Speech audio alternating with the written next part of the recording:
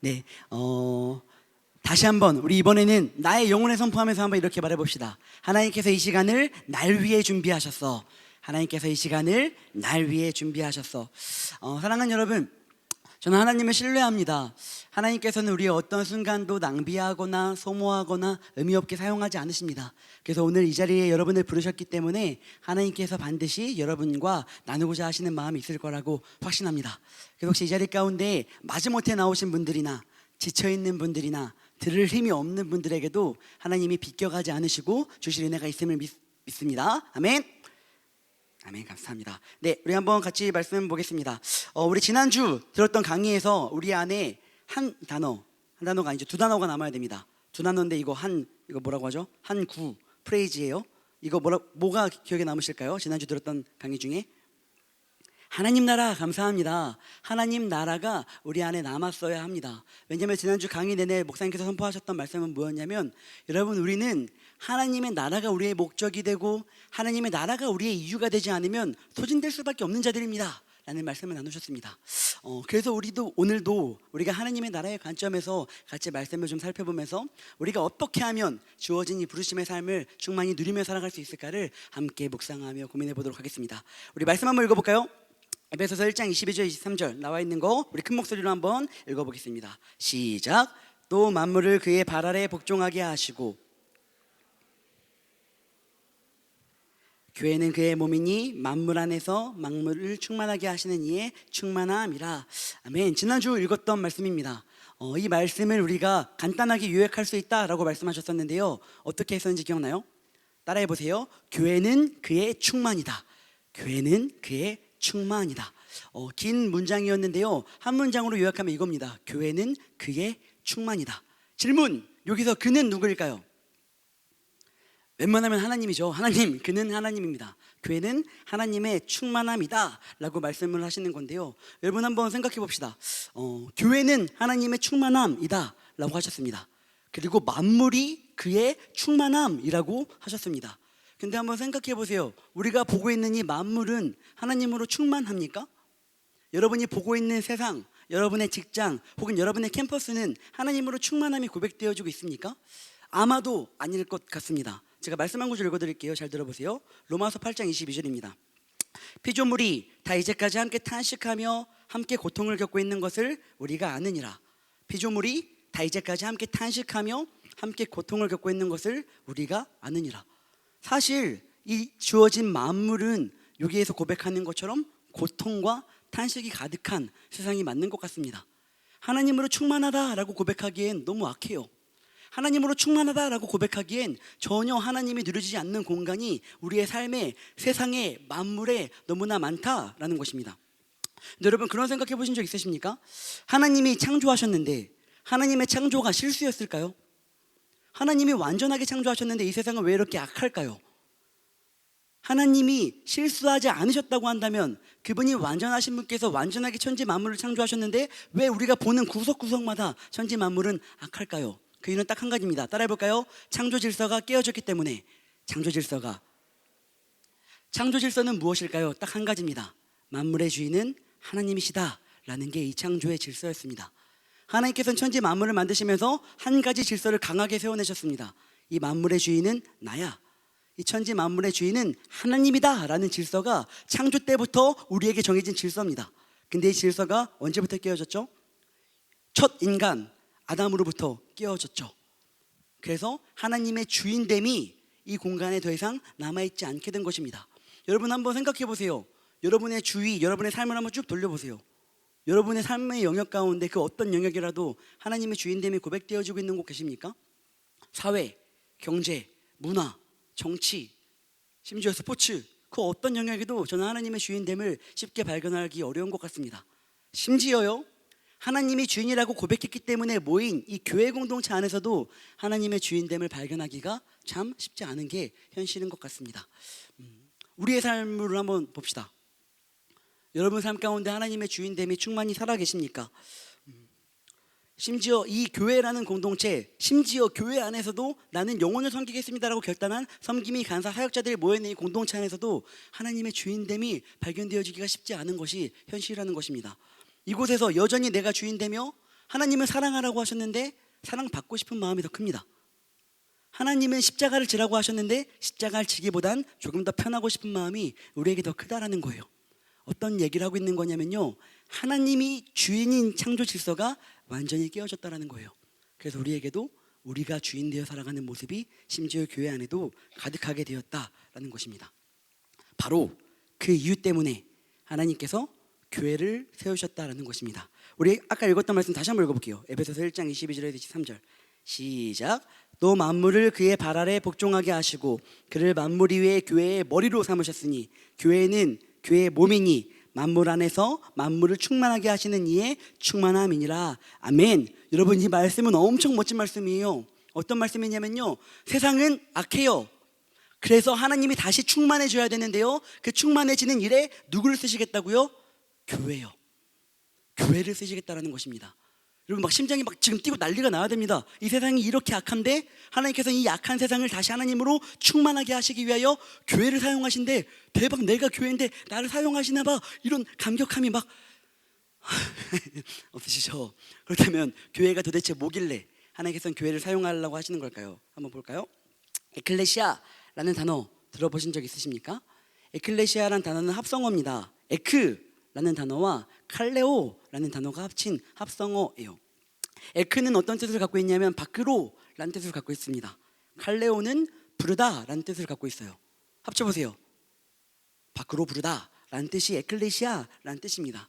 근데 사실 이 에클레시아라는 단어를 처음으로 사용한 사람은 예수님이 아니셨습니다. 예수님이 오시기 400년 전부터 이 단어가 사용되어지고 있었어요. 이 단어는 어떤 의미로 사용되어지고 있었냐면 어떤 문제를 결정하기 위한 의사소통 결정기구였습니다.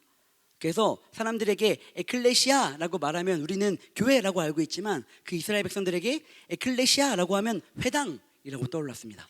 어떤 의사결정을 하기 위하여 모인 사람들, 그 회당으로 이해를 했습니다.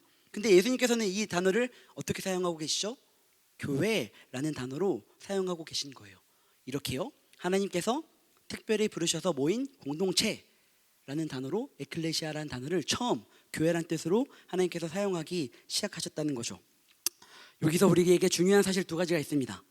에클레시아라는 단어를 살펴보면서 두 가지 중요한 사실이 남아야 되는데요, 첫 번째, 교회는 하나님이 부르셔서 모인 공동체라는 것입니다.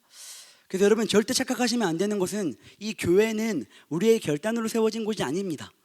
이 교회는 내가 한번 교회를 세워봐야겠다라는 결단으로 모여서 세워진 공동체가 교회가 아니에요. 교회는 철저하게 그분의 부르심으로부터 시작된 곳이 교회입니다. 그래서 이 교회에는 우리의 어떠함이 가득하면 안 돼요. 그럼 교회의 목적이 상실된 거예요.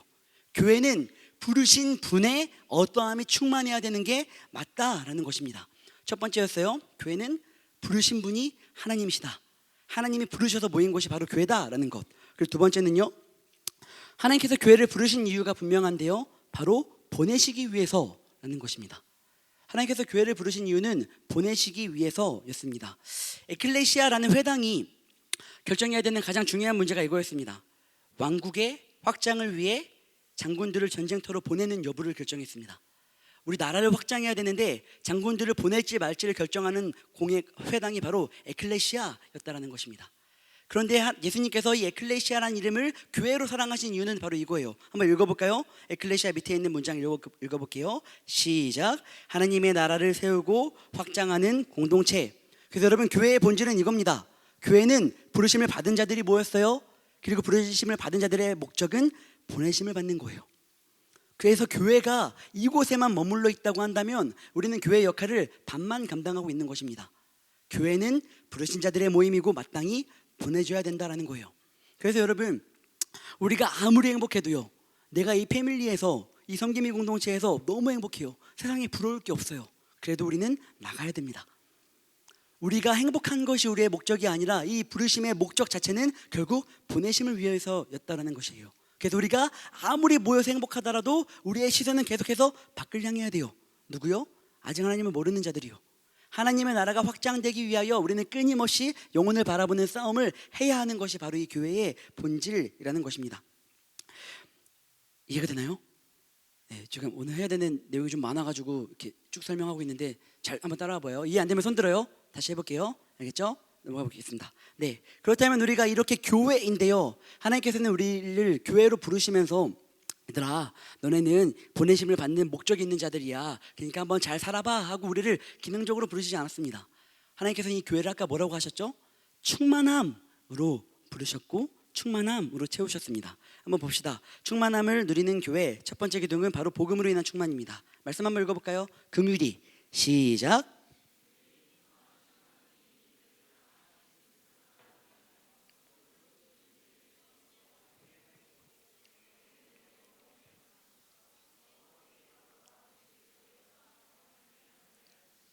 아멘.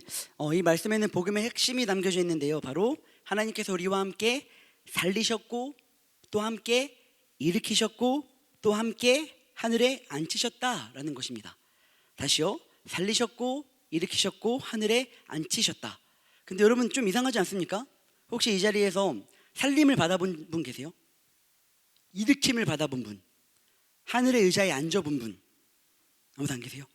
네, 아무도 안 계신데도 불구하고 지금 하나님께서는 이 모든 것들을 살리실 거고 일으키실 거고 하늘에 앉히실 거야라는 미래형이 아니라 이미 완성된 과거형으로 쓰셨어요.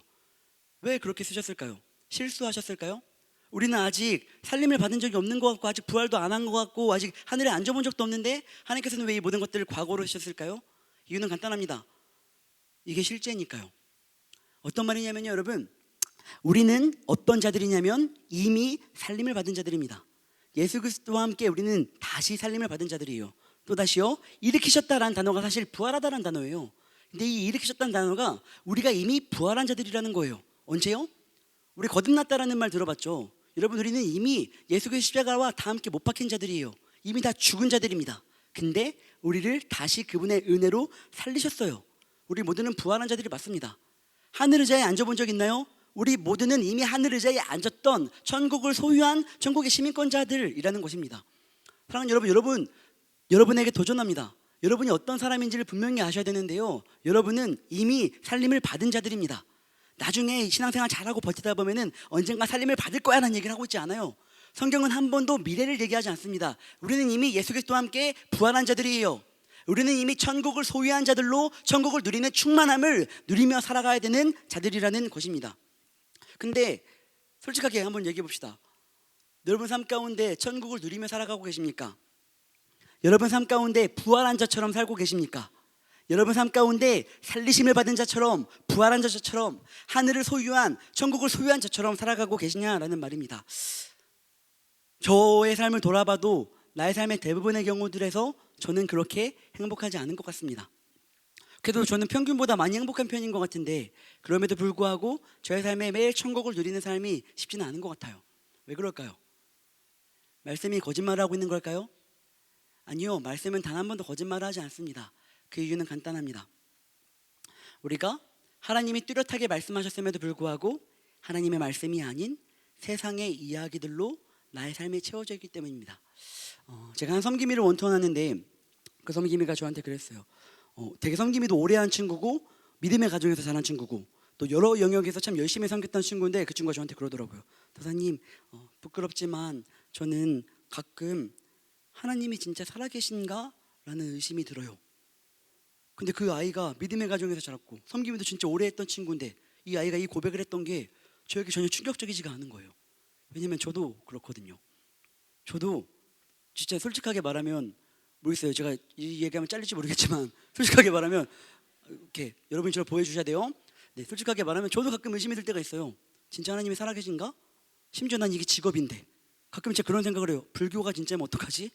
그러면 나는 이게 직업인데 내가 제일 큰 벌 받는 거 아닌가? 라는 생각을 할 때가 사역자가 되고 나서도 정직하게 있었어요. 근데 여러분, 제가 그 친구와 얘기를 나누면서 그 친구에게 이렇게 마음을 나눴습니다. 친구야, 나도 그런 고민을 정직하게 해. 최근에도 했었어. 근데 내가 이 싸움을 31년째 반복하면서 발견한 게 한 가지가 있는데 내 안에 이런 의심이 들 때는 한 번도 예외 없이 내가 하나님의 말씀이 아닌 세상의 이야기로 채워졌을 때였어. 무슨 말을 하는지 아시겠습니까? 혹시라도 여러분의 삶 가운데 하나님의 존재 자체에 대한 의심이 들 때가 있으십니까? 저는 있었으면 좋겠습니다. 제가 이상한 사람이 아니었으면 좋겠어요. 아마 우리 모두는 한 번쯤 그런 고민을 해봤을 것 같습니다. 근데 여러분, 한번 여러분의 삶을 뚜렷하게 점검해 보시고 돌아보십시오. 내 삶에 하나님에 대한 의심이 들 때는 반드시 내가 하나님이 아닌 세상의 이야기로 가득 채워졌을 때일 것입니다. 제 인생을 걸고 확신합니다. 예외가 없습니다. 우리는 하나님으로 채워져야 하나님을 누릴 수 있는 자들입니다. 그래서 여러분들의 듣는 언어들에 하나님의 말씀이 가득해야 해요. 여러분이 보는 것들에 하나님의 것들이 가득해야 되는 거예요. 내가 보고 내가 듣는 것들이 하나님이 아닌데 나의 것들이 하나님으로 채워지는 것은 불가능합니다. 왜냐하면 우리는 인간이니까요. 보는 게 나를 지배하고 듣는 게 나를 지배하기 때문입니다. 사랑하는 여러분, 그래서 여러분들에게 도전합니다. 하나님의 나라, 이 복음을, 이미 이루어진 복음을 누리고 싶으시다고 한다면요, 여러분의 보는 것과 여러분의 듣는 것들, 여러분의 삶의 모든 것들이 하나님의 이야기로 채워져야 됩니다. 여러분 인생 그래프 해보신 적 있으세요? 인생 그래프 해보면은 0부터 100까지 이렇게 행복도를 그리잖아요. 근데 여러분, 제가 인생 그래프를 하면서 신앙 공동체에서 하면서 한 번도 예외 없이 발견했던 게 있습니다. 행복할 때 돈이 많을 때가 아니에요. 우리가 그리스도인으로 살면서 행복하다라고 100의 점을 찍을 때는 언제인지 아세요? 하나님과 친밀할 때예요. 여러분의 삶을 한번 치열하게 돌아보세요. 여러분이 진짜 행복할 때가 언제입니까? 돈 많을 때요? 돈이 언제 많아요? 월급 받으면 다 나가는데 금방. 우린 돈을 많을 때가 없습니다. 앞으로도 기대하지 마세요. 여러분, 우린 그런 사람들이 아니에요. 제가 장담하는데 막 여기서 모릅니다. 장담은 하지 않겠습니다. 잘 되면 저를 기억해 주십시오. 여러분, 근데 우리는 그렇게 살아가는 자들이 아니에요. 제가 장담하는데요, 우리의 행복은 그걸로부터 오지 않아요. 우리의 행복은 세상이 주는 잠깐의 만족으로 오지 않는다고요.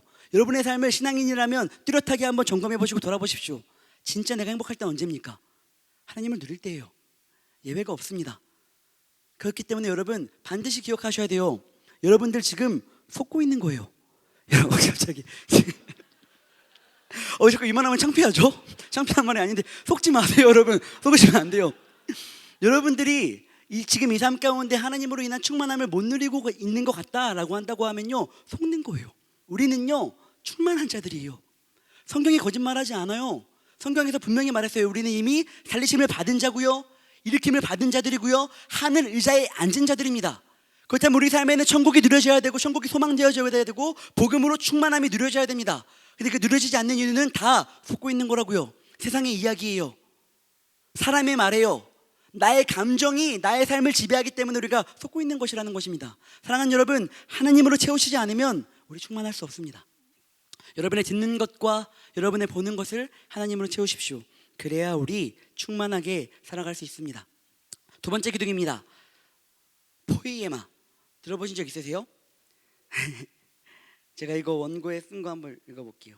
우리가 이 충만함을 누리기 위해서 첫 번째 기둥인 복음의 충만함만큼이나 중요한 기둥이 있습니다. 바로 두 번째 기둥인 포이에마입니다. 포이에마가 뭘까요? 말 이름일까요? 라고 썼는데 쓴 거 한번 해봤어요. 어제 제가 혹시라도 이거를 조심스러워서 한 간사님에게 사진 찍어서 보냈거든요. 괜찮을까 하니까 등줄기에 소름이 쫙 돋습니다 라고 하더라고요. 너무 별로입니다 라고 했는데 저는 했습니다. 저는 의지가 강한 사람입니다. 뒤에 말씀 한번 읽어봅시다. 에베소서 2장 10절 한번 읽어볼게요. 시작.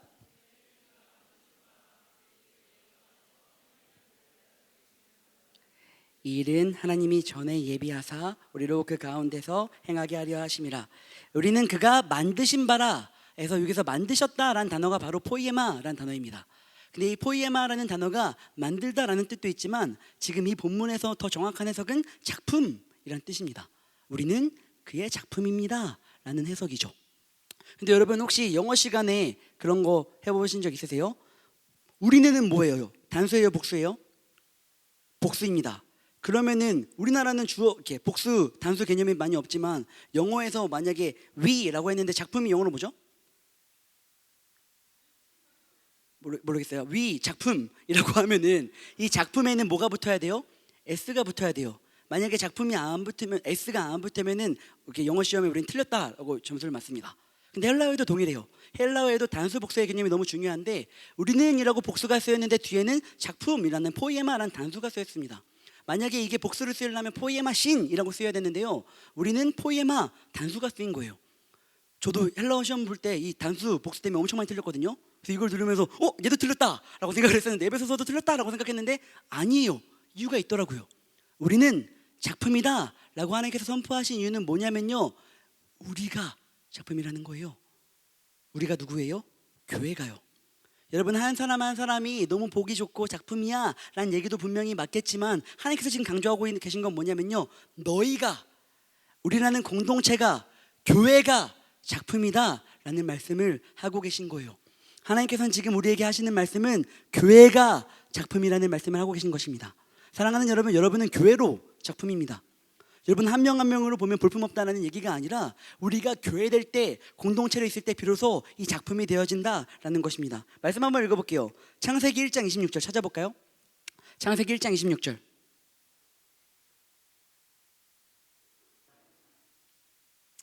창세기 1장 26절 우리 한 목소리로 한번 형제들이 읽어보겠습니다. 시작. 하나님이 이르시되 우리의 형상을 따라 우리의 모양대로 우리가 사람을 만들고 그들로 바다의 물고기와 하늘의 새와 가축과 온 땅과 땅에 기는 모든 것을 다스리게 하자 하시고, 히브리어 성경에서는요 강조할 때 쓰는 방법이 있습니다. 뭘까요? 반복입니다. 히브리어 성경에서 반복은 엄청난 강조의 표현입니다. 근데 지금 한번 보세요. 3번 반복되는 단어가 있습니다. 왜요? 우리라는 단어가 3번 반복됩니다. 근데 지금 우리 본문 읽었던 데 어디였어요? 창세기 1장 26절이었어요. 하나님이 아직 사람을 만들기도 전인데 하나님께서 이렇게 말씀하시는 거죠. 우리가 우리의 모양대로 우리가 사람을 만들었다라고 하십니다. 도대체 우리가 누굴까요? 이미 만들어진 동물들과 함께 만드신 건 아니겠죠? 우리는 성부, 성자, 성령 삼위일체로 계신 하나님을 뜻합니다. 사랑하는 여러분, 이상하지 않습니까? 왜 하나님께서 굳이 우리를 강조하시면서 지금 창세기 1장 26절에 괜히 논란을 만들 만한 이런 얘기를 하시는 걸까요? 그분은 창조 때부터 뚜렷하게 우리에게 선포하시는 것이 있습니다. 뭐냐면 그분은 공동체로 계셨습니다. 하나님은 처음 그의 디자인하신 것부터 공동체였어요. 우리가 우리의 형상대로 우리의 모양대로 우리가 사람을 만든다라고 강조하실 만큼 그분은 시작부터 공동체로 계셨던 분입니다. 가끔 이런 얘기를 사역하다 보면 많이 듣게 되는 것 같아요. 도사님, 혼자 신앙생활 하겠습니다. 혼자가 편합니다. 저는 혼자 하나님을 알아가는 게 저에게 더 유익합니다. 그럴 수 있을 것 같아요. 그거 아세요 여러분? 제가 생각보다 낯을 진짜 많이 가려가지고 제가 학교에서 친구가 없거든요. 한 명도 없어요. 그래서 저는 주로 혼자 밥을 먹어요. 왜 안 불쌍해요? 얼마나 편한지 아세요? 여러분, 왜 아야? 왜 하나도 안 불쌍해요? 여러분 아세요? 메뉴를 물어보지 않아도 돼요. 내가 먹고 싶은 거 가서 먹으면 돼요. 진심이에요. 나 이거 진심이에요. 그렇게 썼어요. 나중에 보여줄게요. 진짜예요. 여러분, 저는 하나도 괴롭지 않습니다. 그리고 저는 드라마를 너무 보고 싶은데 드라마 볼 시간이 없는데 밥 먹으면서 드라마도 볼 수 있어요. 그리고 왜요? 그리고 여러분, 저는 밥 먹었으면은 다 먹었니라고 물어볼 필요도 없이 그냥 다 먹으면 혼자 나오면 돼요. 얼마나 행복한지 아세요? 참나. 제가 못해서가 아닙니다. 편해서예요. 진심이에요. 저는 혼자가 편합니다. 참나 진짜. 혼자가 편해요. 근데 여러분, 그런 생각 해보신 적 있으세요? 패밀리 모임, 섬김이 모임, 가끔 내가 애쓰고 싶지 않을 때도 애써야 되는 이 공동체가 우리에게 왜 필요할까요? 그런 생각 해보신 적 있으세요? 그냥 혼자 가서 예배 드리고 조용히 예배 끝나고 오는 게 더 낫겠다. 왜냐면 만나면 에너지를 써야 되잖아요. 선교 가보신 적 있으시죠? 평생을 다르게 살아온 사람들이 5박 6일, 10박 11일을 같이 지냅니다. 안 싸우는 게 이상해요. 어떻게 안 싸워요? 평생을 다르게 살았는데. 평생 같이 산 엄마 아빠랑도 싸우는데 평생 같이 다르게 사는 사람이랑 얼마나 달라요. 저도 선교 갔을 때마다 항상 이 선교민들, 이 아이들이랑 같이 있다고 보면 안 맞아요. 중국에서도 상해에서 같이 선교를 갔는데 조장 모임이 끝나면 갔으면 좋겠는데 안 나가요. 나가라, 나 쉬고 싶다. 안 나가요. 그래서 자기들끼리 저랑 얘기하지도 않아요. 저랑 얘기할 거면 괜찮은데 자기들끼리 시끄럽게 떠들면서 안 나가요. 나가라, 난 피곤하다라고 해도 안 나갑니다. 너무 달라요. 저 혼자가 필요한데. 근데 여러분, 모두가 똑같을 거예요. 우린 달라요. 근데 왜 우리 지지고 볶고 같이 해야 되냐고요? 이유는 간단합니다. 하나님의 디자인이에요. 태초부터 하나님은 공동체로 계셨습니다. 우리 마지막 말씀도 한번 읽어볼까요? 요한계시록 22장 16절. 요한계시록 22장 16절 찾아봐서 자매분들이 한번 이번에 읽어주세요. 요한계시록 22장 16절 한번 읽어볼까요? 시작. 네, 잠시만요. 네, 다시 한번. 요한계시록 22장 16절 다 찾으셨죠? 같이 한번 읽어보겠습니다. 시작. 나 예수는 교회들을 위하여 내 사자를 보내어 이것들을 너희에게 증언하게 하였노라. 나는 다윗의 뿌리요 자손이니 곧 광명한 새벽의 별이라 하시더라. 예수님의 마지막 요한계시록의 말씀인데, 우리가 창세기를 받고 요한계시록 22장이면 마지막인 거 아시죠? 창세기 1장과 요한계시록 22장을 받습니다. 근데 예수님께서 지금 누구에게 말한다고 하시죠? 교회들에게 그의 말을 건네십니다. 사랑하는 여러분, 성경은 시작부터 끝까지 한 번도 예수님이 공동체를 떠나신 적이 없으십니다. 하나님이 디자인하신 공동체가 바로 교회인 거예요. 그래서 여러분, 하나님을 사랑합니다, 근데 저는 혼자가 좋습니다는 불가능합니다. 하나님을 사랑하신다면 하나님이 처음부터 끝까지 계셨던 공동체를 마땅히 사랑해야 합니다. 하나님을 사랑하신다면 하나님이 디자인하신 이 공동체를 우리도 마땅히 사랑해야 합니다. 한번 읽어볼까요? 제가 마태복음 22장 36절 39절 제가 한번 읽어볼게요. 선생님, 율법 중에서 어느 계명이 크니이까? 예수께서 이르시되 내 마음을 다하고 목숨을 다하고 뜻을 다하여 주 너의 하나님을 사랑하라 하셨으니 이것이 크고 첫째 되는 계명이요 둘째도 그와 같으니 내 이웃을 내 자신같이 사랑하라 하셨으니. 어떤 한 사람이 와서 예수님께 묻습니다. 예수님, 율법이 너무 많고 복잡한데 그 중에 제일 중요한 게 무엇일까요? 라고 말씀하시자 예수님께서 이렇게 말씀하시죠. 첫째는 하나님 사랑이다. 근데 이 첫째만큼 똑같이 중요한 게 있는데 그 두 번째가 뭐라고요? 이웃 사랑이요. 여러분, 기독교를 살아가면서 그리스도인이라고 하면서 나는 하나님을 사랑하지만 이웃은 사랑하지 않아요는 불가능해요. 우리는 마땅히 공동체와 함께 살아가야 됩니다. 이거는 동산교회에서 강조하고 있는 것이 아니라 하나님의 말씀 성경이 강조하고 있는 거예요. 하나님은 한 번도 공동체를 떠나신 적이 없으시고 그분의 디자인은 처음부터 끝까지 항상 공동체셨습니다. 그래서 여러분, 가끔 제가 전에 교회에서 제자훈련을 하다 보면 이런 친구들이 있었어요. 전사님, 제가 다른 건 다 할 수 있는데 제발 저 친구 사랑하라는 말만큼은 저에게 하지 마세요. 저 그것만큼은 못해요. 아니요, 그건 말이 안 되는 거예요. 도사님, 제가 이것도 할 수 있고 차라리 섬기라는 거 다 섬길 수 있고 저의 시간과 재정을 드리는 건 다 괜찮은데 제 사랑하는 거 저 불가능해요. 저 못해요. 이건 불가능하다라는 거예요. 여러분들이 그리스도인이라고 한다고 하면 이거는 선택하고 포기할 수 있는 영역이 아니라는 거예요. 끝까지 죽을 때까지 마땅히 싸워내서라도 우리는 공동체를 바라봐야 합니다. 사랑하는 여러분, 혹시 이 자리 가운데 공동체에 대한 상한 마음이 있으신 분이 계십니까? 죄송합니다. 저희가 더 잘해야 되는데 진심입니다. 미안합니다. 근데 진심으로 미안한데 하나님의 명령이에요. 공동체가 더 애쓸게요. 여러분들의 공동체를 떠나는 이유가 그것이 되어서는 안 됩니다. 여러분들은 마땅히 공동체를 사랑해야 합니다. 왜요? 비전누리니까요? 아니요, 그리스도인이니까요. 그리스도인은 마땅히 하나님을 사랑하고 동일하게 이웃을 사랑하는 것. 처음부터 삼위일체 공동체로 계셨던 그 하나님, 그의 마지막에도 교회들에게 편지하시는 그 하나님을 기억하며 우리 공동체를 포기하지 않으시는, 이 공동체를 풍성히 누리는 저와 여러분들 되길 소원합니다. 그래서 교회는 충만함입니다. 근데 교회는 이 두 가지 충만함을 누리는 거죠. 첫 번째, 복음으로 충만함. 두 번째, 교회로, 공동체로의 충만함을 누리는 것. 하나님의 작품들로 충만함을 누리는 것이 바로 이 공동체, 우리가 그리스도인으로 살아가는 모습이어야 한다는 것입니다. 그렇다면 우리 비전누리 안에서 우리가 이 교회됨을 풍성히 누리기 위해서 우리는 어떻게 해야 될까요? 우리 교회됨 비전누리 말씀 한번 읽어볼까요? 같이 한번 읽어보겠습니다. 밑에 있어요. 시작. 우리가 다 하나님의 아들을 믿는 것과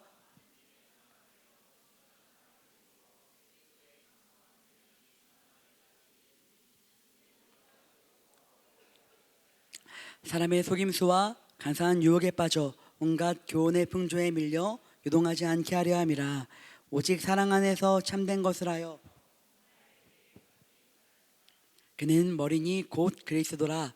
사랑하는 여러분, 우리는 마땅히 이 공동체를 풍성히 누리기 위해서는 자라나야 합니다. 곧 그의 머리까지요. 예수 그리스도까지 자라나야 되는 것이 이 공동체의 목표라는 것입니다.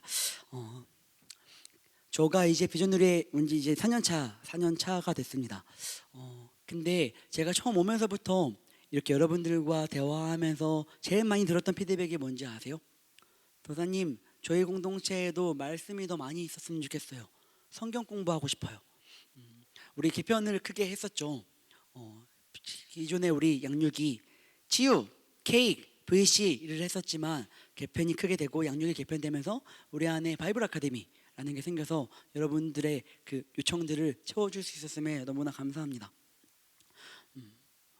그리고 재작년에 우리 성김 여러분들, 좀 성김이 오래 하신 분들 설문지 썼던 거 기억나요? 그 설문지에서도 여러분들이 제일 많이 썼던 얘기가 말씀이 있었으면 좋겠다 였어요. 그 설문지를 읽으면서 진짜 많이 울었어요. 와, 얘들 말씀을 사모하는구나. 모두의 얘기는 아니었어요. 아마 쓰신 분도 계실 거예요. 네, 말씀을 사모하여서 이 아이들이 공동체가 바뀌었으면 좋겠는 것에 성경 공부가 있었으면 좋겠다라고 건의하는 청년 공동체가 이 세상에 얼마나 있을까라는 감격함이 있었습니다. 그래서 여러분 우리 안에 양육의 개편이 있으면서 저희 안에 큰 두 가지 줄기를 세웠습니다. 바로 말씀과 세계관이었습니다. 여러분 이성교제 해보신 적 있으세요? 이 얘기만 하면 항상 우리 표정이 안 좋아져요. 힘내십시오. 네, 저도 힘내겠습니다. 네, 저도 이성교제를 할 때마다 저는 항상 이렇게 교제하는 자매에게 요청하는 게 있어요. 혹시 너의 어렸을 때 사진과 너의 어렸을 때 일기장을 볼 수 있니? 라고 물어봐요. 내가 싫어? 아까부터 왜 그래? 너 누구야? 전영선이지? 네. 네. 그럴 수 있잖아요. 딴 게 아니라 제가 이 아이를 너무 사랑하는데 이 아이가 어떤 삶을 살아왔는지가 너무 궁금해요. 안 궁금해요, 여러분?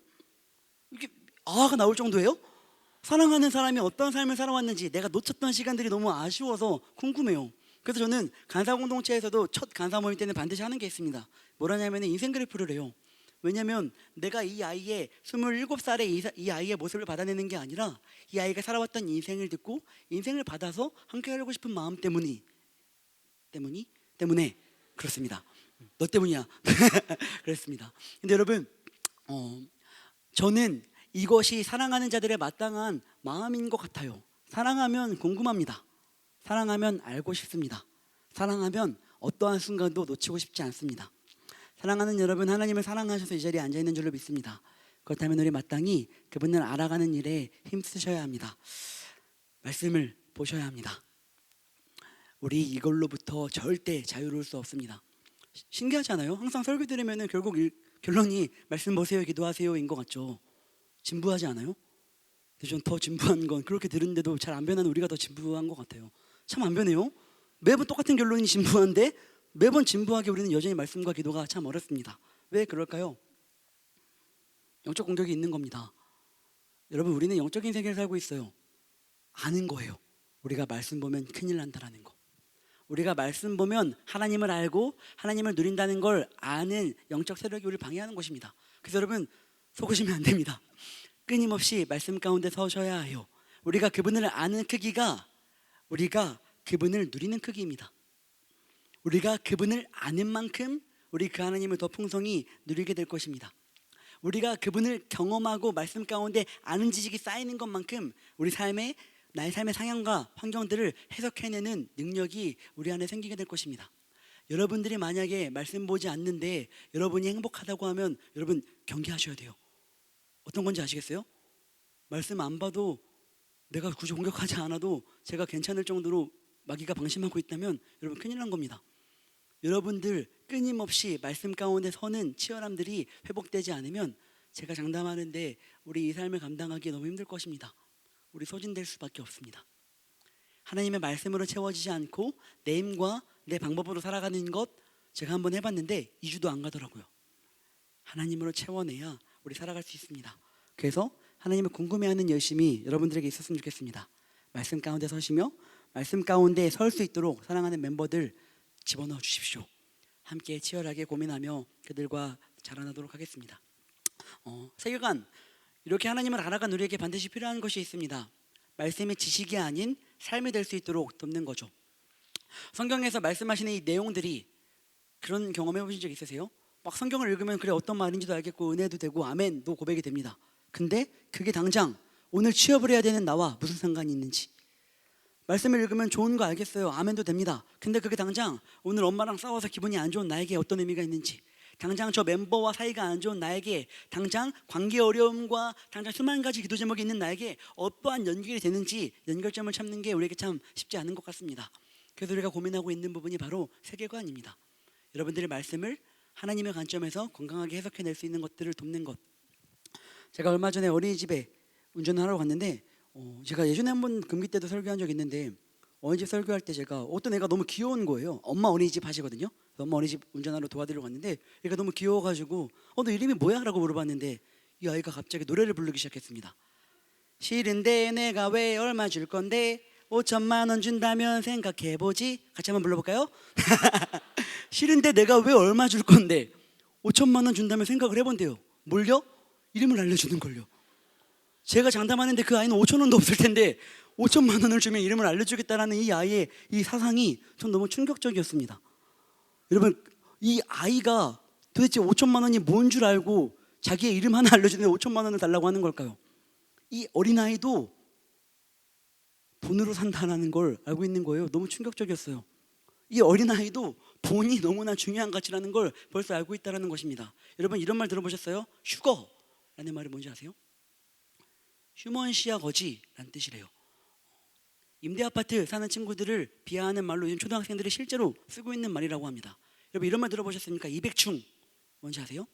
엄마 아빠 월급이 200만 원대인 사람을 아이들이 200충이라고 놀린대요. 초등학생들이. 거짓말 아니에요. 얼마 전 뉴스에서 봤어요. 실제예요. 여러분, 지금 이 세상이 살아가고 있는 가치관과 이 시대가 살아가는 이 세대가 세상의 가치와 물질의 가치과 모든 것들을 주관하는, 주도하는 그런 시대를 우리 살아가고 있다는 것입니다. 우리는 다른가요? 우리가 그런 과격한 단어를 쓰지 않을 뿐이지 우리도 동일하게 물질의 가치가 우리가 하나님을 사랑하는 가치보다 앞설 때가 너무나 많지 않습니까? 혹은 물질이 아니라고 할지라도 내가 소망하는 스펙, 내가 소망하는 경제의 어떠함, 내가 소망하는 나의 진로의 어떠함들이 우리 삶을 더 충만히 채우고 있는 것이 우리의 현실이지 않습니까? 그래서 우리 안에 어떠한 싸움이 필요하냐면 성경적으로 어떻게 우리가 진로를 바라봐야 되는지, 성경적으로 어떻게 경제관을 바라봐야 되는지에 대한 고민을 세계관학교에서 같이 하는 싸움을 2020년 비전을 위해서 함께 해나가려고 합니다. 사랑하는 여러분, 부탁드립니다. 여러분뿐만 아니라 여러분의 멤버들도 건강한 세계관을 갖고 건강한 말씀으로 이들의 삶의 방향을 정할 수 있도록 도와주십시오. 너무 하나님에 대한 지식이 없는 친구들이 있다면 바이블 아카데미 보내주십시오.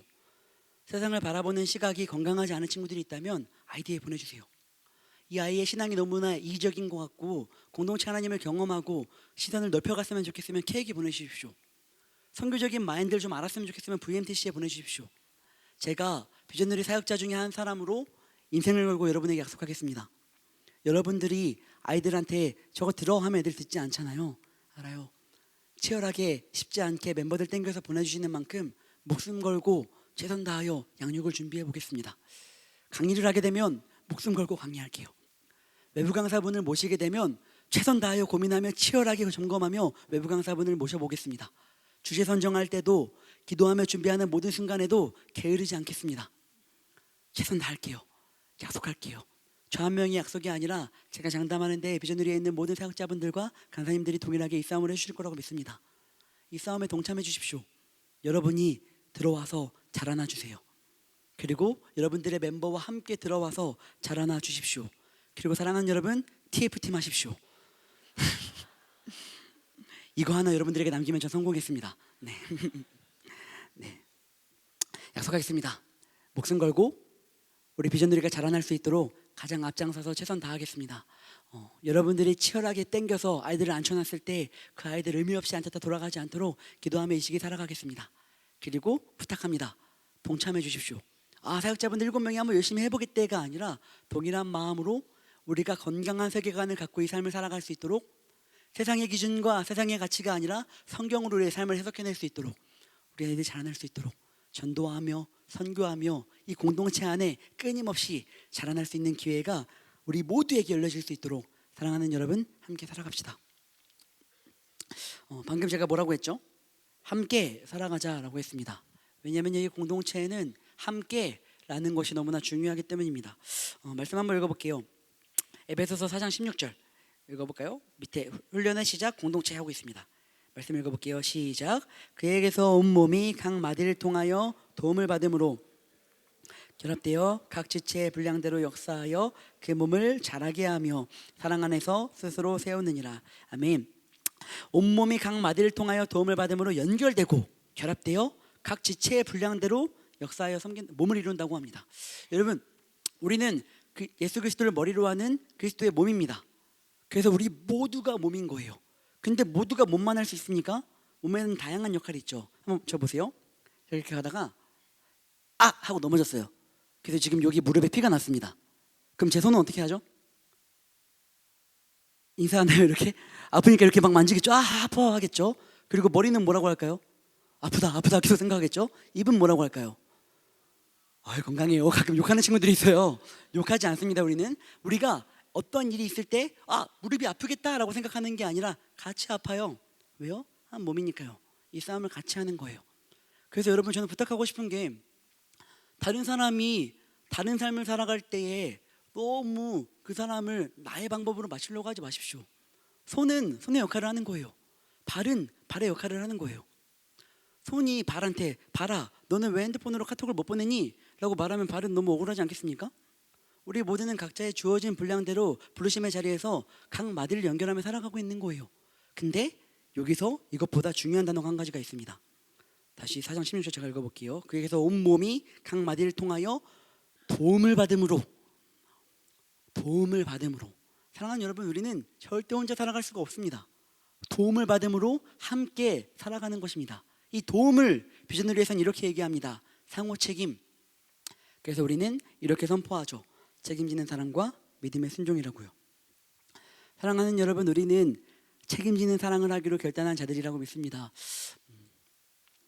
한 영혼을 바라봤을 때 그 영혼의 자라남을 책임지며 끝까지 함께 살아내기를 결단했습니다. 나의 어떠함을 넘어 이 아이의 어떠함을 놓고 함께 고민하며 책임지며 살아가기를 결정했습니다. 근데 여러분, 이 말이 얼마나 무서운 말인지 아십니까? 책임지실 자신이 있으십니까? 저는 자신이 없습니다.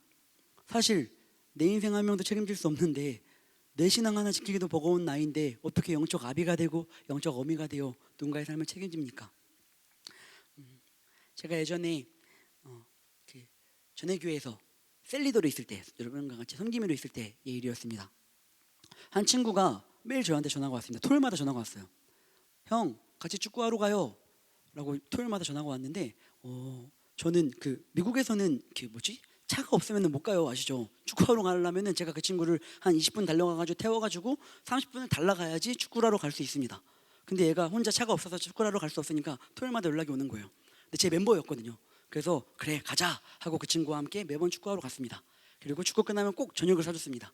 그리고 집에 보내면서 이렇게 얘기했습니다. 내일 꼭 교회에서 보자. 그럼 네 형, 이렇게 얘기해요. 그리고 교회 왔을까요? 아니요, 안 왔습니다. 그리고 또 어김없이 토요일날 연락이 옵니다. 형, 축구하러 가요. 그래서 얘가 이 삶의 거짓말이 아니라 한 3개월을 반복했던 것 같아요. 근데 그리고 이 친구는 끊임없이 반복적으로 토요일날은 오겠다고 하고 주일날은 안 오는 것들을 3개월을 반복했는데, 사람이면 토요일날 연락하는 게 좀 미안하지 않을까요? 근데 축구를 정말 저보다 축구를 사랑하나 봐요. 토요일마다 같이 축구하러 매번 갔어요. 그러다가 이젠 축구하러 가자고도 연락이 안 오고 잠들었습니다. 한 6개월 정도가 연락이 안 됐어요. 근데 6개월 있다가 오늘 갑자기 전화가 왔습니다. 형, 저가 내일 공항 가는데 공항 태워주면 안 돼요? 전화가 온 거예요. 그래서 제가 어떻게 했을까요? 응 라고 했다. 제가 이렇게 얘기했어요. 기회인 것 같더라고요. 이 친구에게 보여줘야겠다, 진짜 그리스도인 섬김이 무엇인지. 그래서 응 가자 하고 제가 그 친구가 오기 전에 맥도날드에 가서 빅맥 세트를 샀어요. 그리고 비행기에서 씹으라고 젤리 같은 걸 이렇게 사왔어요. 그래서 이렇게 혹 저녁 못 먹었을까봐 준비했어. 이거 햄버거 먹어. 밥 못 먹었지? 못 먹었어요. 감사하고 먹더라고요. 그리고 혹시 비행기에서 심심할까봐 이거 먹으라고 사왔어 하고 이렇게 보냈어요. 사람이면 다시 돌아왔을 때, 사람이라고 하면 여러분, 돌아왔을 때 이 아이가 어떻게 해야 합니까? 대답을 해보세요. 사람이니까 대답을 해보세요. 어떻게 해야 돼요? 이렇게 공항 1시간 걸려요, 여러분. 저는 시간이 남아돕니까? 대답을 해보십시오. 여러분도 어떤 마음인지 알잖아요, 그죠? 사람인데 그 친구가 안 오더라고요. 다녀온 걸 뻔히 아는데도 연락이 안 돼요. 축구도 끝났나 봐요. 축구하자고도 연락이 안 와요. 근데 그런 생각을 했던 것 같아요. 포기하지 말아야겠다. 예수님은 날 포기하지 않으셨는데 나도 포기하지 않아야겠다라는 생각을 했습니다. 근데 여러분, 그리고부터 한 3개월 후였던 것 같아요. 페이스북을 봤는데 페이스북에 그 친구 아이들이 이런 글이 올라왔어요. 얘기할 때마다 이름이 이렇게 실명으로 하면 땡땡이였는데 땡땡이가 죽었습니다. 여행 갔다가 사고로 죽었는데 빈소가 여기 있으니까 혹시 마음 있으신 분들은 찾아와서 조문해 주시기 바랍니다. 페이스북에 그렇게 올라온 거예요. 그걸 봤는데 제 마음이 어땠을까요? 제가 그때 명확하게 배운 게 한 가지 있습니다. 난 책임질 수 없구나. 전 제가 포기만 안 하면 된다 생각했거든요. 내가 포기만 하지 않으면 영원히 섬길 수 있다라고 생각했던 것 같아요. 근데 사랑하는 여러분, 아니더라고요. 우리는 딱 허락하신 때에 허락하신 만큼만 섬길 수 있더라고요. 여러분, 우리는 사실 책임질 수가 없습니다. 사실 허락하신 만큼만 할 수 있는데 우리가 어떻게 그 애들의 인생을 책임집니까? 근데 여러분, 우리가 고백하는 책임지는 사랑이 뭔지 아십니까?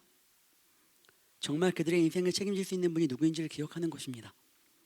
사랑하는 여러분, 알아요. 우리 책임질 수 없어요. 여러분들에게 그걸 요구하고 싶지도 않습니다. 근데 부탁합니다. 우리 한 가지만 포기하지 맙시다. 진짜 이들을 책임질 수 있는 그분께 이들을 위해서 책임지고 기도하는 것, 이들의 존재를 책임질 수 있는 분께 책임지고 이들의 이름을 매일 밤 불러가면서 기도하는 것, 이거면 충분합니다. 그리고 이게 우리가 그들을 위해 할 수 있는 최고의 가치입니다. 여러분, 기도할게라는 말 미안해하지 마세요. 왜 미안해요? 형식적인 말입니까? 전능자에게, 정말 그들의 존재를 책임질 수 있는 분에게 기도한다라는 말이 왜 미안해요? 왜 형식이 됐어요? 책임질게, 기도할게 라고 말했으면 기도하면 돼요. 사랑하는 여러분, 우리 뭐 어떻게 책임지겠어요? 뭐 죽을 때까지 따라가면서 라이프메이트 할 거예요? 못해요. 우리 책임지며 기도합시다. 함께 이 공동체에서 살아내며 책임지는 사랑을 합시다. 책임질 수 있는 그분께 이 아이들의 존재를 맡기는 책임을 우리 함께 감당합시다. 믿음의 순종을 함께 했으면 좋겠습니다. 그냥 순종 말고요, 믿음의 순종이요. 사랑하는 여러분, 여러분들이 이 자리에 오늘 앉아있는 것 아마 순종으로 왔을 거예요. 근데 여러분, 저는 여러분들에게 부탁하고 싶습니다. 그냥 순종은 우리를 소진시키더라고요. 그냥 순종은 우리를 넘어지게 만들더라고요. 그래서 우리에게 필요한 것이 뭐냐면 믿음의 순종인 거예요. 믿음의 순종이 무엇인지 아십니까? 하나님이 나의 이 순종을 기뻐하심을 믿으며 살아가는 거예요. 하나님이 내가 살아가고 있는 이 섬김을 가치 있다고 여기심을 믿으며 순종하는 게 바로 믿음의 순종이라는 것입니다. 사랑하는 여러분, 이 공동체에 있으면서 우리 많이 순종합니다. 근데 여러분, 부탁해요. 믿음에 순종하십시오. 여러분들의 그 하루를 하나님이 얼마나 기뻐하시는지를 믿으며 순종하십시오. 그냥 주어졌기 때문에 마지못해 하는 순종이 아니라 하나님이 이 나의 섬김의 삶을 얼마나 기뻐하시는지, 이 삶이 그분 앞에 얼마나 가치 있는 것인지를 믿으며 순종하십시오. 그냥 습관적으로 해야 하니까 하는 순종은 우리를 소진시킨다고요. 근데 이 부르심을 하신 분이 누구시고 이 부르심을 그분이 얼마나 기뻐하시는지를 믿으며 순종할 때 우리 소진되지 아니하며 이 삶을 살 수 있다는 것입니다. 그래서 부탁합니다. 우리 책임지는 사람과 믿음의 순종을 합시다. 2020년 비전놀이 가운데 우리의 이 핵심 가치가 다시 한번 살아나길 소원합니다. 이 얘기는 여러분 열심히 해봅시다라는 얘기를 하는 게 아니에요. 인정하자라는 거예요. 우리는 아무것도 할 수 없음을 정말 책임질 수 있는 그분께 맡기고, 더 중요한 것은 우리의 이 섬김, 소진되고 소모하고 낭비하는 시간이 아니라 하나님이 이 삶을 얼마나 기뻐하시는지를, 가치 있다고 여기시는지를 믿으며 순종하자고요. 그러할 때 우리 교회의 충만함을 누리며 소진되지 아니하며 살아갈 수 있는 것입니다. 마지막 교회됨의 결과, 영혼 구원과 세계 선교입니다. 여러분, 12월 14일이 무슨 날인지 아십니까? 우리 아름 간사님 생일입니다. 근데 사실 그걸 얘기하고 싶었던 게 아니라, 네, 감사합니다. 살만 감사해요. 그보다 조금 더 중요한 것이 있는데요. 다니엘 공동체에서 이번에 12월 14일 날 케이크를 해요. 기억하면 좀 같이 기도해 주셨으면 좋겠어요. 근데 사실 12월 14일 날 케이크를 하려고 간사님들과 마음을 나누려고, 또 섬김이들과 이 마음을 나누려고 이렇게 혼자 먼저 기도를 하는데 심장이 너무 뛰더라고요. 괜찮을까? 라는 생각이 저 안에 너무나 컸습니다. 왜냐하면 이 시기 말도 안 되는 시기지 않아요? 신입 간사님들 2명이 왔고, 지금 막 신입생 챙기느라 정신없는 이 와중에 케이크를 하는 거, 나 한 명의 욕심으로 우리 아이들을 너무 소진시키는 건 아닐까? 라는 부담감도 저에게 좀 있었던 것 같습니다. 그리고 뭔가 이 시간을 통하여서 아이들이 열심을 내서 함께 왔는데 진짜 우리가 이 삶을 누릴 수 있을까? 라는 걱정도, 참 여러 가지 마음이 저에게 있었던 것 같아요. 그래서 간사님들과 처음 마음을 나누는 시간도 너무 긴장이 됐고, 또 섬김이들과 처음 마음을 나누는 시간도 너무 긴장이 됐습니다. 제가 알기론 저희가 한 마음이 됐다고 생각합니다. 그래서 저희는 케이크를 하기로 결정을 했는데요. 결정이 됐는데도 제 마음이 너무 쉽지가 않은 거예요. 뭔가 너무 심장이 떨리고 이게 맞나 하는 불안감이 계속 있었습니다. 그래서 이 시간을 두고 기도를 하는데 하나님이 저에게 주셨던 마음이 있어요. 요셉아, 너에게는 이 시간이 특별한 시간이니? 라는 질문을 하시더라고요. 케이크를 위해서 우리 공동체가 많이 바쁘고 치열한 시기지만 그래도 잃어버린 영혼을 좀 바라보자라는 마음으로 이 시간을 선포하고 기도하고 있는데, 요셉이 너에게 이 시간이 특별한 시간이니? 라고 물으시더라고요. 그리고 이런 마음을 나눠주시는 것 같았습니다. 나에게 이 시간이 특별하지 않아. 난 한 번도 잃어버린 영혼에게서 시선을 뗀 적이 없어. 난 한 번도 장결자들에게 관심이 없었던 적이 없어. 난 한 번도 나를 모르는 아이들이 나를 알아가는 것들에서 마음을 떼본 적이 없어. 너에겐 특별하지만 나에겐 특별한 시간이 아니야 라는 마음을 나눠주시는데 너무 죄송하더라고요. 그분은 한 번도 변함없이 바라봤던 사람들을 저는 막 온갖 힘을 쥐어 짜가지고 막 이렇게 어떻게든 이 삶을 살아보려고 애쓰고 고생하고 막 에너지를 써내야만 하는 특별한 일이 되어버렸더라고요. 하나님의 그 마음과 상관없이 하나님에겐 당연함이 저에게는 엄청 애써야 되는 특별함이 되어버렸더라고요. 사랑하는 여러분, 비전누리에게 부탁합니다. 하나님의 마음을 헤아립시다. 우리 좀 자라났잖아요. 그래도 우리 이 공동체에 있으면서 조금 자라났잖아요. 그러면 우리 조금 자란 그 마음을 가지고 하나님의 마음을 헤아리는 데까지 좀 자라났으면 좋겠습니다. 언제까지 그냥 하나님께 받고 하나님이 원하는 걸, 내가 원하는 걸 하나님께 요구하는 그런 어린아이 같은 신앙이 아니라 하나님은 지금 뭐에 울고 있는지를 좀 같이 바라봅시다. 그리하여 하나님을 위로하는 데까지 자라나면 좋을 것 같아요. 하나님, 이것 때문에 마음 아프시죠? 저도 같이 기도하고 있습니다. 하나님, 저희 번지에 이 아이가 하나님 앞에 나오지 못하는 것 때문에 마음 아프시죠? 저도 같이 보고 있습니다. 잃어버린 영혼은 하나님의 당연함이기 때문에 우리에게도 당연함입니다. 케이크하는 몇 명 친구의 일이 아니라 비전누리 그리스도인 교회의 당연함입니다. 강의를 마무리하려고 합니다. 저는 어렸을 때 교회에 안 가면은 맞았어요. 저희 아버지가 목사님이셨는데 매일 밤 7시에 기도회를 했습니다. 그래서 여러분, 제가 어렸을 때 초등학교 때 별명이 뭐였는지 알아요? 신데렐라였어요. PC방에 가 있다가도 7시면 가야 됐어요. 축구를 하다가도 7시면 가야 됐어요. 안 가면 맞으니까. 근데 여러분, 더 싫은 게 뭔지 알아요? 가고 있는데 6시 50분에 나도 안 가면 혼나는 거 아니까 가고 있는데 전화가 오는 거예요. 왜 안 와? 그럼 막 가다가도 가기 싫어지잖아요. 그래도 갔어요. 맞으니까. 그래서 꾸역꾸역 그 시간을 갔습니다. 근데 여러분, 그런 마음이 들더라고요. 어느 순간 저에게 그 예배가 늦어졌던 순간이 있는데 그게 언제인지 아십니까? 엄마가 오라고 해서 갔던 게 아니라, 아빠가 오라고 해서 갔던 게 아니라, 내가 하나님이 좋아서 예배하고 싶어서 갔을 때 예배가 늦어지더라고요. 사랑하는 여러분, 여러분에게 묻고 싶습니다. 이제 우리 비전누리의 시간으로는 새해 2020년을 앞두고 있는데 자신 있으십니까? 2020년이란 말 들었을 때 여러분에게는 어떤 마음이 듭니까? 기대된다, 설렌다라는 마음이 들으세요? 아마 또 살아내야 되는구나 라는 부담감이 우리에게 있을 것 같습니다. 저도 그러더라고요. 그거 아세요 여러분? 저는 한 번도 이렇게 대학부 청년부 이렇게 청년 사역을 하면서 한 번도 하나님 사랑하게 해주세요라는 기도를 해본 적이 없어요. 왜냐면 그냥 너무 이뻤어요. 애들이 너무 이쁘고 너무 사랑스럽고 사랑해달라는 기도가 필요 없었어요. 그냥 보면 너무 이쁘고 좋아서. 근데 올해를 시작하는데 힘이 안 나더라고요. 이 아이들이 안 예쁘고 사랑하지 않는 게 아닌데 내가 매번 새로운 한 해를 시작할 때 선포하며 소망하며 참 기뻤는데 참 힘이 나지 않더라고요. 왜 그럴까를 혼자 오랫동안 한 2주 동안 고민하고 기도해 봤습니다. 그러면서 제 안에 뚜렷하게 있었던 마음이 있었어요. 뭐였냐면 아, 나는 하나님과 같은 마음이 아니구나.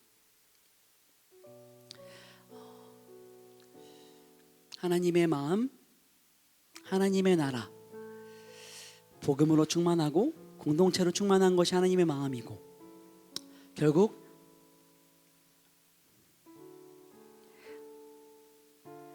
책임지는 사랑과 믿음의 순종을 하며 잃어버린 영혼까지 바라보는 것이 하나님의 마음일 텐데, 난 나의 열심으로 달려왔구나 라는 게 조금 점검되어지니까 죄송하더라고요.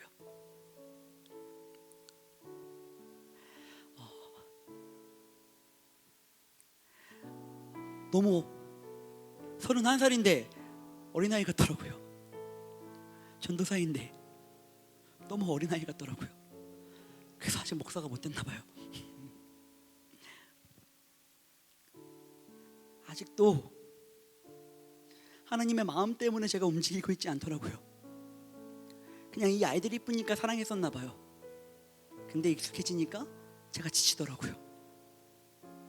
사랑하는 여러분, 2020년을 앞두며 여러분에게 도전합니다. 여러분의 사랑으로 하면 일주일도 못 갑니다. 내가 결단해가지고 한번 해보겠다 하는 나의 결심으로는 한 달도 못 갑니다. 하나님과 마음과 같은 마음이어야 우리 안 소진되며 살 수 있어요. 하나님의 마음으로 이 삶을 살아야 우리 소진되지 아니하며 2020년을 살 수 있다고요. 그래서 부탁합니다. 하나님의 마음을 알아갑시다. 그래서 부탁합니다. 시키니까 하지 말고요, 해야 하니까 끌려가지 말고요, 하나님의 이런 마음이니까 그분의 마음을 헤아리기 때문에 패밀리를 사랑합시다. 하나님의 시선이 잃어버린 영혼에 가 있기 때문에 잃어버린 영혼을 사랑합시다. 하나님의 마음이 이 공동체를 향하고 있기에 이 공동체를 사랑합시다. 자신 없어도 괜찮아요. 하나님이 책임지시는 게 책임지는 사랑이에요. 순종하는 거 보고도 괜찮아요. 그럼에도 불구하고 이 순종을 기뻐하신 하나님을 믿으며 순종하는 게 우리의 스피릿이에요. 비전 누리는 우리가 앞으로 가는 공동체가 아니라 하나님이 내시는 공동체입니다. 우리는 그저 그분과 한 마음이 되는 거예요. 그 사랑하는 여러분, 우리 새로운 한 해를 결단하며 다 같이 이 찬양 고백하면서 결단했으면 좋겠습니다. 하나님, 당신의 마음을 알게 하여 주시옵소서. 당신의 시선이 있는 곳에 나의 시선이 있게 하시고, 당신의 발걸음이 있는 곳에 나의 발걸음이 있게 하여 주시옵소서. 나 자리에서 일어나서 우리의 믿음을 고백하며 나가기 원합니다.